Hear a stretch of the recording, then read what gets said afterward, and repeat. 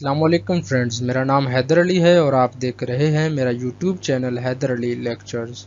आज मैं आपके लिए जो टॉपिक लाया हूं वो आपको Balochistan public service commission, federal public service commission, Punjab public service commission और CSS, उसके अलावा SST साइंस और ज़ूलॉजी लेक्चरशिप में भी आपको वो टॉपिक काम देगा। और इसके साथ साथ मैं आप लोगों के साथ हैंडमेड नोट्स भी शेयर करूंगा। डिस्क्रिप्शन में लिंक दूंगा, वहां से आप ये नोट्स हासिल कर सकते हैं।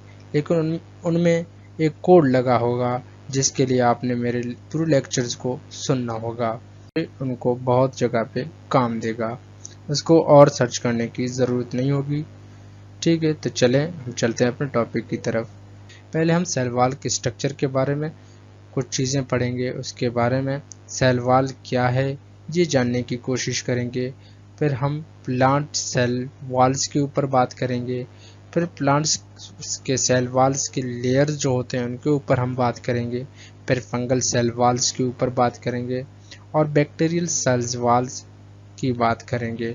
लेकिन लास्ट पे फिर अगेन सेल वॉल के फंक्शन के ऊपर हम बात करेंगे। तो यही तरतीब होगा हमारे लेक्चर का। तो चलते हैं अपने टॉपिक की तरफ कि सेल वॉल क्या है। दुनिया में जैसे कि हमें पता है, दुनिया में बहुत सारे लिविंग ऑर्गेनिज्म पाए जाते हैं, जैसे कि एनिमल्स हुए या प्लांट्स हुए या इंसान पाए जाते हैं। ये सारे जो हैं डिफरेंट फॉर्म होते हैं ऑर्गेनिजम्स के। अगर इनके बॉडी का कोई हिस्सा यानी कि एनिमल्स का या प्लांट्स का कोई हिस्सा हम लें और उनकी माइक्रोस्कोपिक स्टडी करें, उसी चीज़ की अपनी बॉडी के सेल्स के बारे में, उसी का कोई बॉडी का कोई हिस्सा लें और उनको माइक्रोस्कोपिक के अंदर उसको माइक्रोस्कोपिक लेवल पे देखें तो हमें उनमें कुछ इस तरह की चीज़ें नज़र आएंगे, जैसे कि एनिमल सेल और प्लांट सेल। हमारे पास यहाँ पे अगर माइक्रोस्कोपिक लेवल देखा जाए तो यहाँ पे हमारे पास दो सेल है, एक है एनिमल सेल, दूसरा है प्लांट सेल। एनिमल सेल और प्लांट सेल में बहुत सारी चीज़ें सेम होते हैं, जैसे कि न्यूक्लियस दोनों में पाया जाता है, साइटोप्लाज्म भी दोनों में पाया जाता है, उसके अलावा सेल मेम्ब्रेन भी दोनों में पाया जाता है। यह है सेल मेम्ब्रेन जो साइटोप्लाज्म के ऊपर होता है। उसके अलावा माइटोकॉन्ड्रिया भी दोनों में पाया जाता है। ठीक है, लेकिन क्लोरोप्लास्ट सिर्फ आपके प्लांट सेल वॉल में पाया जाता है। और लार्ज वैक्यूल की अगर बात करें तो प्लांट सेल में लार्ज वैक्यूल पाए जाते हैं। स्मॉल वैक्यूल्स एनिमल में होंगे लेकिन लार्ज वैक्यूल प्लांट सेल में पाए जाते हैं। उसके अलावा अगर सेल वॉल के ऊपर हम बात करें तो सेल वॉल स्पेशली जो है आपकी ये प्लांट्स में होता है और उसके अलावा दूसरी चीज़ों में होता है, लेकिन एनिमल सेल्स में सेल वॉल नहीं होता। तो जब 1665 में रॉबर्ट हुक नामी साइंटिस्ट सेल्स को डिस्कवर करने में लगा हुआ था तो उसने एक कॉर्क लिया, एक लकड़ी का कोई हिस्सा लिया और उसमें कॉम्ब लाइक स्ट्रक्चर उसको नज़र आए थे और उसमें उसने सेल तो देखा था। उस सेल्स के ऊपर फिर एक तरह का इसके सेल के मेम्ब्रेन के ऊपर एक और तरह का इस तरह का एक उसको मेम्ब्रेन वाल नज़र आया। तो उसने इस सेल मेम्ब्रेन से ऊपर वाली जो वाल है उसको वाल कह के पुकारा। तो वाल की अगर डिस्कवरी की बात की जाए तो रॉबर्ट हुक ने 1665 में किया था, जब वो सेल के ऊपर सर्च कर रहा था। सेल का डिस्कवरी भी इसी ने किया था, तो इसको इस टाइम इसने वाल नाम दिया, जिसको आज हम सेल वाल कहते हैं।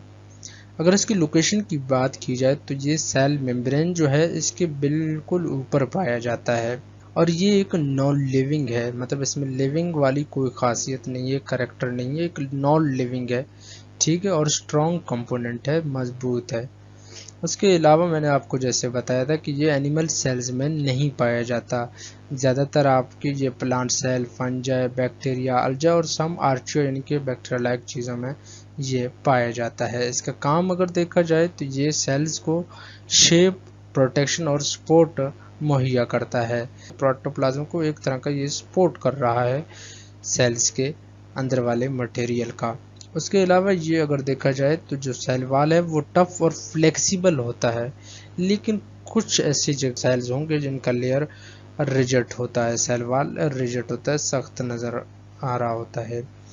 अगर सेल वॉल, प्लांट के सेल वॉल की बात करें तो इसके अंदर जो केमिकल हमें नज़र आते हैं वो है सेलुलोज, हेमीसेलुलोज, पेक्टिन और प्रोटीन। ये चारों चीज़ें जो है प्लांट के सेल के अंदर ये केमिकल्स पाए जाते हैं। फंजाई की हम बात करें तो वो इसके बरक्स, इसमें काइटन्स पाए जाते हैं उसके सेल वॉल्स के अंदर। अगर हम बैक्टीरिया की सेल वॉल की बात करें तो बैक्टीरिया का जो सेल वॉल है प्रोटीन, लिपिड, पॉलीसैकेराइड कम्प्लेक्स से बना हुआ है, जिसको पेप्टाइडोग्लाइकन या म्यूरिन्स भी कहा जाता है, जो कि आगे चल के मैं आप लोगों के साथ शेयर करूंगा। केमिकल कंबाइन होकर आपके फंजाई, प्लांट और बैक्टीरिया के सेल वॉल को बनाने में काम आते हैं। प्लांट सेल क्या है? प्लांट, ज्यादातर जो प्लांट सेल्स पाए जाते हैं उनमें मिडिल लेमिला और प्राइमरी सेल वॉल होता है, यानी कि 2 लेयर उनके वॉल्स में होता है, लेकिन सेकेंडरी सेल्स वॉल हर प्लांट सेल्स में नहीं होता। अगर प्लांट सेल वॉल की बात की जाए तो इसमें बहुत सारे लेयर्स होते हैं, जिनको हमने 3 सेक्शन में हम इसको बांट सकते हैं। अगर आउटर लेयर से देखा जाए तो इनर लेयर तक, तो उसमें हमें 3 सेक्शंस नजर आते हैं।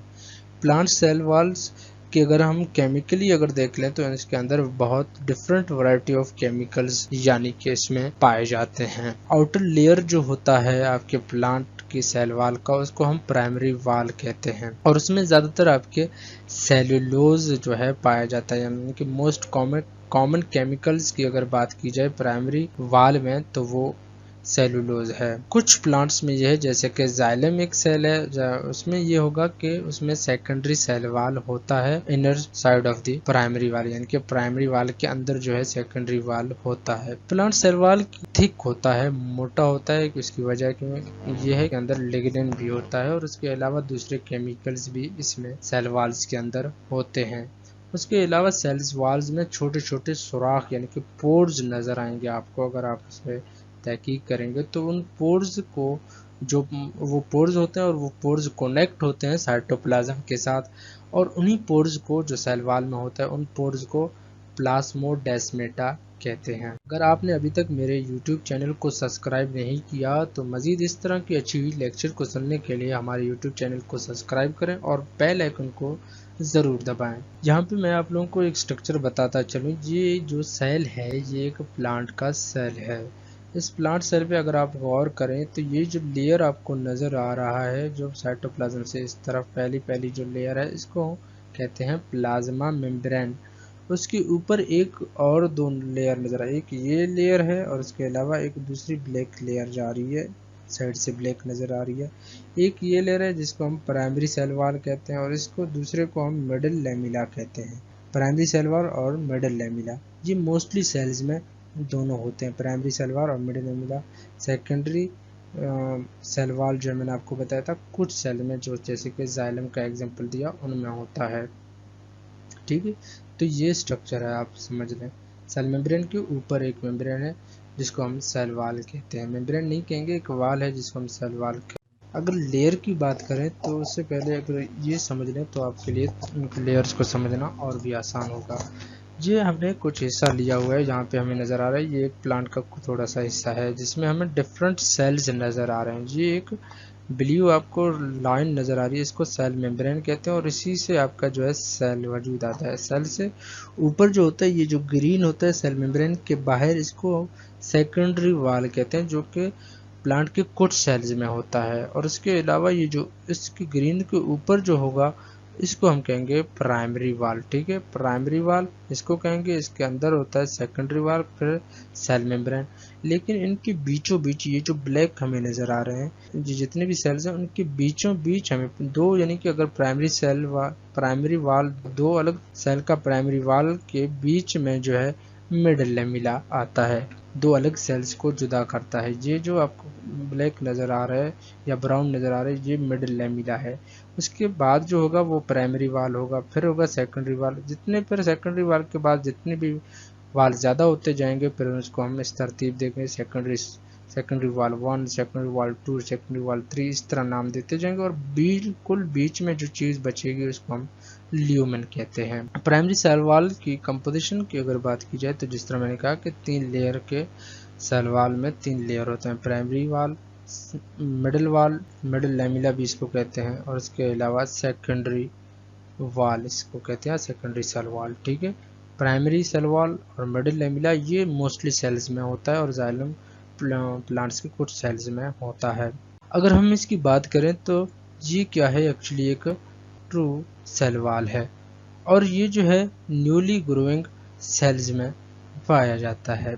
उसके अलावा अगर इसकी कंपोजिशन को देखा जाए तो कंपोजिशन में ये आपको नज़र आएगा, ये सेलुलोज से बने होते हैं। प्राइमरी सेल वॉल्स अगर देखा जाए, प्लांट की सेल वॉल की प्राइमरी अगर वॉल होगा तो वो सेलुलोज से बना हुआ है और उसमें थोड़ा सा पैक्टिन भी ऐड होता है और इसके अलावा हेमीसेलुलोज भी आपके प्राइमरी वाल्स में होते हैं, प्लांट के सेल वाल्स के प्राइमरी वाल्स में। उसके अलावा इसमें अगर सेलुलोज अगर आप देख लेंगे प्राइमरी वाल के अंदर तो वो क्रिस क्रॉस की शेप में हमें उसमें नज़र आएंगे, जो कि आपके प्राइमरी वाल बनाएंगे।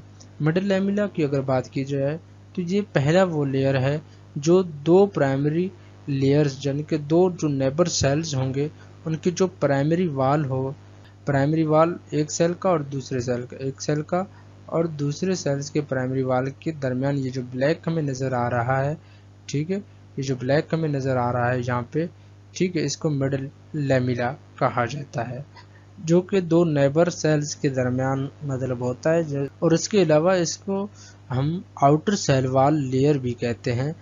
तो केमिकली ये जो है आपके पॉलीसेकेराइड से बना हुआ है, जिसको हम पैक्टिन भी कहते हैं।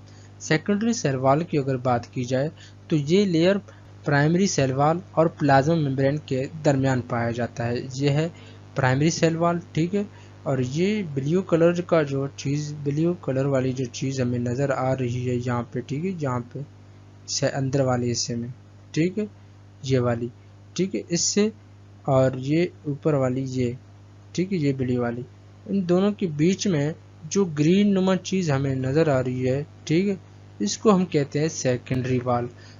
और इसकी फॉर्मेशन की बात की जाए तो ये इनर सरफेस में होता है। इनर सरफेस इसकी ये है, जैसे कि ये है, देखें अभी इनर सरफेस में ये आपका सेकेंडरी वॉल होता है। अगर कंपेयर किया जाए तो ये बाकियों से ज़्यादा थिक और रिजिड होता है, सख्त होता है, ठीक है। सेकेंडरी सेल वॉल के अंदर हमें इनऑर्गेनिक साल्ट, सिलिका, वैक्सेस, क्यूटन और लिग्निन वगैरह भी ऐसी सेकेंडरी सेल वॉल में नज़र आएंगे। कि अगर बैक्टीरिया की सेल वॉल की बात की जाए तो उसमें सेलुलोज नहीं होते, सेलुलोज प्लांट वाले में होते हैं, लेकिन प्रोकार्योटिक जो बैक्टीरिया वाले होंगे उसका जो सेल वॉल होगा पेप्टाइडोग्लाइकन या म्यूरेंट से बना होगा। और फंजाई की अगर सेल वॉल की बात की जाए तो उसका जो सेल वॉल है वो काइटिन से बना हुआ है। यह है फंजाई की सेल वॉल, ठीक है।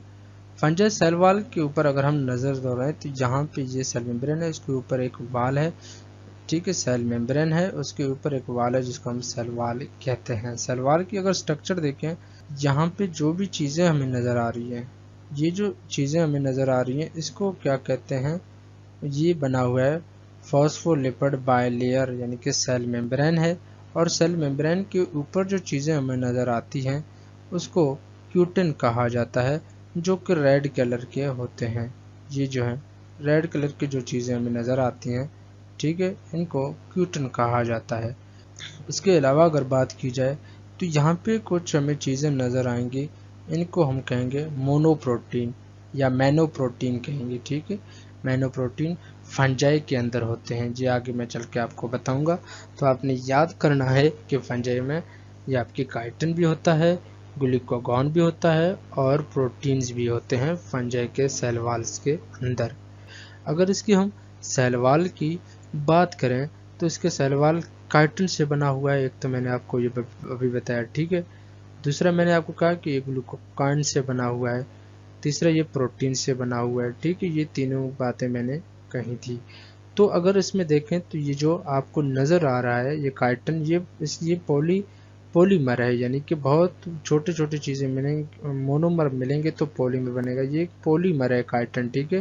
किस चीज़ से बना हुआ है, इसके केमिकल अगर देखेंगे तो इसके अंदर एसिलेटेड अमाइनो शुगर हमें मिलेंगे जो कि लिंक हो गए एन एसिटाइल ग्लूकोसेमाइंस के साथ, जो कि आगे चल के मैं आप लोगों को इसका स्ट्रक्चर भी दिखाऊंगा।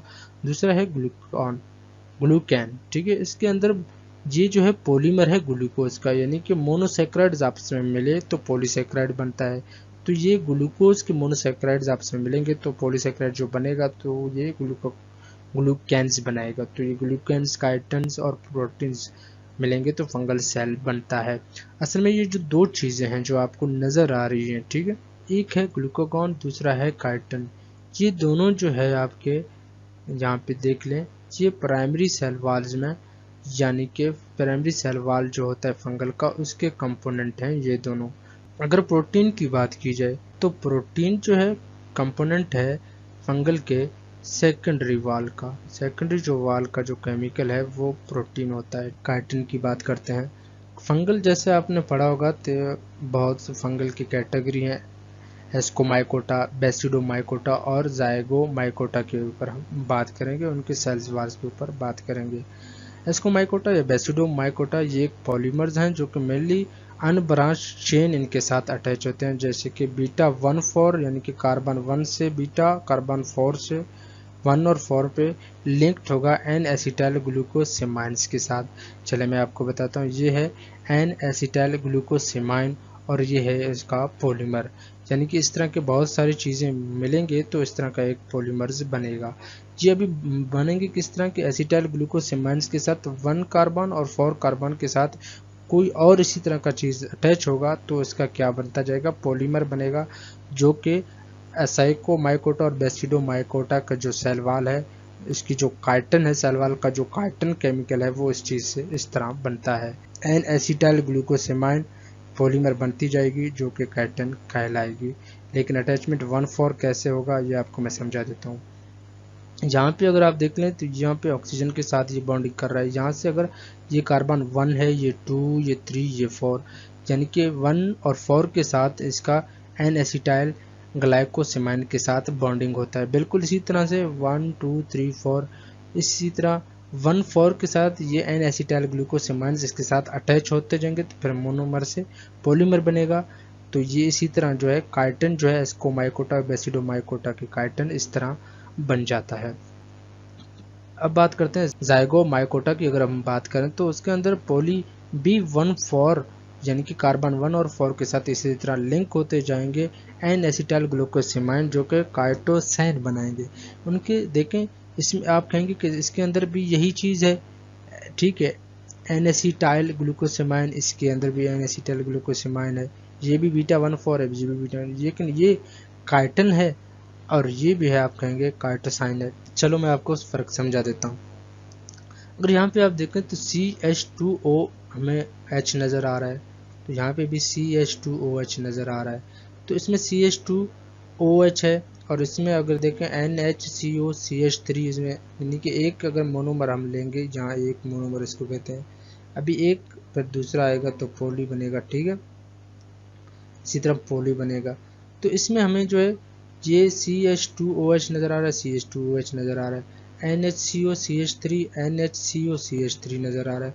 इस तरह ये चीज़ें कंबाइन होती जाएंगी तो क्या बनेगा, आपका काइटन बनेगा, लेकिन तरतीब वही होगा जैसे 1, 2, 3, 4, ठीक है, 4, इसी तरह 1, 1, 2, 3, 4, ठीक है। तो 1, 4 के हिसाब से ये कंबाइन होते जाएंगे। ये काइटन का था। अभी ये काइटोसिन इसके जाइगोमाइकोटा का बता देता हूँ, क्योंकि इन सब में यही होता है, ठीक है। काइटन की बात कर रहा है, ये काइटोसिन की बात कर रहा है इसके अंदर, ठीक है। इसमें NH2 है और यहाँ पे NH2 है, यहाँ पे CH2OH है, यहाँ पे CH2OH है, ठीक है। तो ये फ़र्क है असल में, यानी कि बॉन्ड किसके साथ हो रहा है, लेकिन बॉन्ड होगा ये इस तरह की चीज़ के साथ और 1, 4 यानी कि पहली कार्बन के साथ और 4 चौथे कार्बन के साथ इस तरह का ये बॉन्ड होगा। लेकिन अगर कोई तब्दीली आए तो काइटन से ये इस तरह के फंक्शनल ग्रुप में चेंजिंग होने की वजह से एक काइटन बन रहा है, एक काइटोसिन बन रहा है। फंगल सेल वाल की दूसरा जो मैंने आपको केमिकल बताया था ग्लूकेन्स, ठीक है।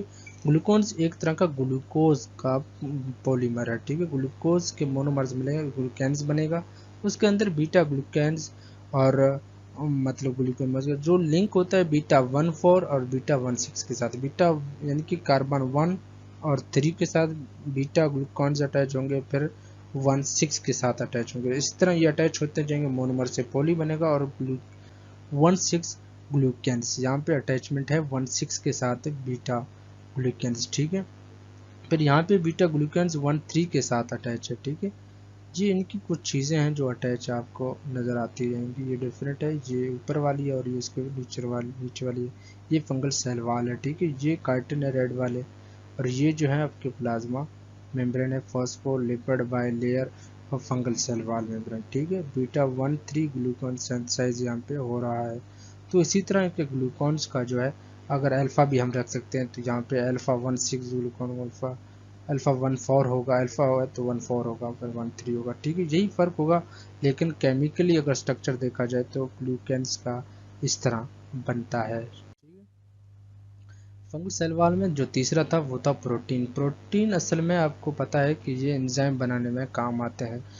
तो सेल वॉल्स के अंदर किसी भी प्रोटीन की ज़रूरत हो, एज अ स्ट्रक्चरल के लिए बनाना हो या उसको ख़त्म करना हो, तो उसके लिए ख़त्म करना हो तो एंजाइम सिंथेसाइज करेगा, स्पीडअप रिएक्शन करवाएगा, लाइसिस करवाएगा एंजाइम के थ्रू, और उसके स्ट्रक्चर को बनाने का जो काम होगा ये प्रोटीन, यानी कि प्रोटीन की जितनी रिक्वायरमेंट होगी वो यहाँ पे मौजूद होता है। लेकिन इसके प्रोटीन को हम क्या कहेंगे, मैनो प्रोटीन्स या मेनेंस कहेंगे। फंगल के सलवाल के अंदर जो प्रोटीन होता है इसको मैनो प्रोटीन्स या मेनेज कहेंगे, क्योंकि इसके अंदर मैन्योज होता है और ग्लाइकोसाइलेटेड होता है। ये कुछ केमिकल्स हैं जो इसके साथ अटैच होते हैं, जिसकी वजह से इनको मैनो प्रोटीन्स और मेनेज। बैक्टीरियल सेल वॉल की अगर हम बात करें तो बैक्टीरिया दो तरह के होते हैं। एक होता है ग्राम पॉजिटिव बैक्टीरिया, दूसरा होता है ग्राम नेगेटिव बैक्टीरिया।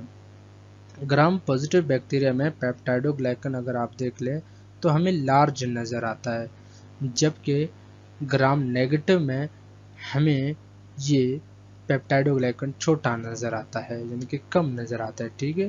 पेप्टाइडोग्लाइकन क्या कर रहा था, ये वो केमिकल है जो सेल वॉल बना रहा था। इसकी सेल वॉल देखेंगे पॉजिटिव ग्राम पॉजिटिव बैक्टीरिया में ये थोड़ा ज़्यादा हार्ड है, और ये जो है इसकी जो है थोड़ी सी वीक है। इसके ऊपर एक और तरह का लेयर है, आउटर एक लेयर बनाया हुआ है, लेकिन जो ये पेप्टाइडोग्लाइकन इसके अंदर कम होता है ग्राम नेगेटिव के अंदर।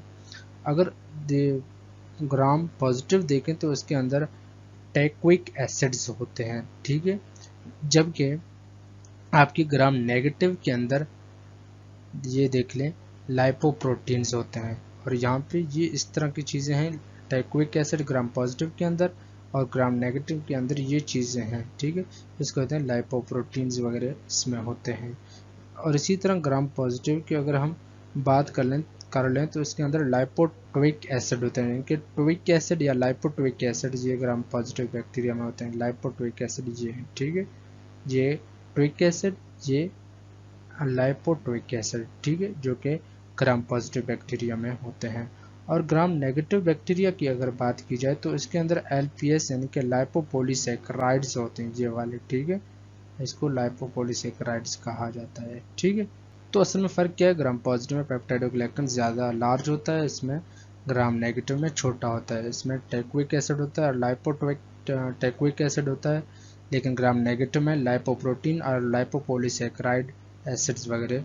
बैक्टीरियल सेल वॉल को अगर देखा जाए तो बैक्टीरियल सेल वॉल इसी तरह होता है जो सेल मेम्ब्रेन के ऊपर सेल वॉल होता है, ठीक है। बैक्टीरियल सेल वॉल की अगर कंपोजिशन देखा जाए तो ये पेप्टाइडोग्लाइकन से बना हुआ है, इनके प्रोटीन, लिपिड और आपके पॉलीसैकेराइड से, और इसको म्यूरिन भी कहते हैं, ठीक है। और ये एक तरह का पॉलीसैकेराइड है जिसमें पॉलीसैकेराइड की क्रिस क्रॉस हो जाती है डी अमाइनो एसिड के साथ, ठीक है। तो ये पेप्टाइडोग्लाइकन बनता है जो कि बाद में सेल वॉल के बनाने में काम आता है। बैक्टीरियल सेल वॉल डिफरेंट होता है प्लांट और फंजाई के सेल वॉल से, क्योंकि प्लांट के सेल वॉल सेलुलोज जबकि फंजाई के सेल वॉल काइटिन से बने होते हैं। सेल वॉल एसेंशियल है आपके बैक्टीरियल के लिए, इसको सर्वाइव में काम देता है।